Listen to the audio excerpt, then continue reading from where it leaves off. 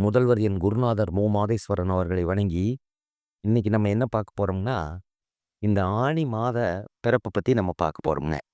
இந்த ஆனி மாசத்துல என்ன செய்யக்கூடாது அப்படின்னு கேட்டீங்கன்னா, அதாவது அஸ்திவாரம்னு சொல்லக்கூடிய பாலக்கால் நம்ம போடக்கூடாதுங்க.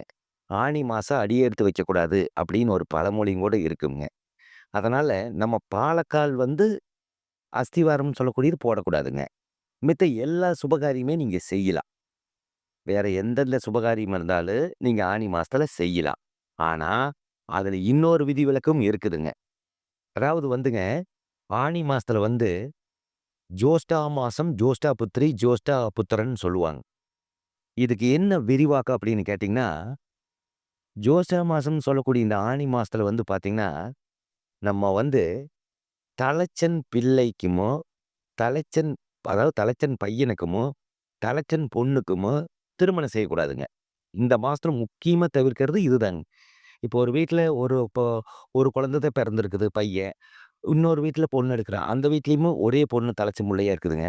அவங்க 2 பேத்துக்கு இந்த மாசத்துல நம்ம திருமணம் செய்யலாமான்னு கேட்டீங்கன்னா, செய்யவே கூடாதுங்க. ஆனா, இந்த மாசத்த விட்டுட்டு அடுத்த மாசத்துலயெல்லாம் செய்யலாமான்னா, அழகா செய்யலாங்க. தலைச்சுன்னு தலைச்சுன்னு நீங்க பண்ணலாம். தப்பு வராது. ஜோஸ்டா மாசம்னு சொல்லக்கூடிய இந்த மாசத்துல நம்ம பார்த்தீங்கன்னா, தலைச்சனுக்கு தலைச்சனு மட்டும் திருமணம் செய்யக்கூடாதுங்க. பாக்கி வேற எல்லா மாதத்துலயும் நீங்க முகூர்த்த கால்ல இருக்கிற நாள் பார்த்து செஞ்சுக்கலாம். இது ஒண்ணு தான் நீங்க தவிர்த்துக்கணுமே தவிர, சூரிய தன்னோட வீட்லருந்து 11ஆம் இடத்துல இருக்காரு. பொருளாதார முன்னேற்றமெல்லாம் நல்லாத்தே இருக்குங்க. அதனால இந்த ஒரு காரியத்தை மட்டும் இந்த 2 காரியம். ஒண்ணு ஆ அஸ்திவாரம் போடக்கூடாதுங்க. பாலக்கால் போடக்கூடாது. அடுத்தது தலைச்சனுக்கு தலைச்சனு பண்ணக்கூடாதுங்க. இது ஒண்ணு தான் இந்த மாசத்துல பண்ணக்கூடாது. வணக்கம்.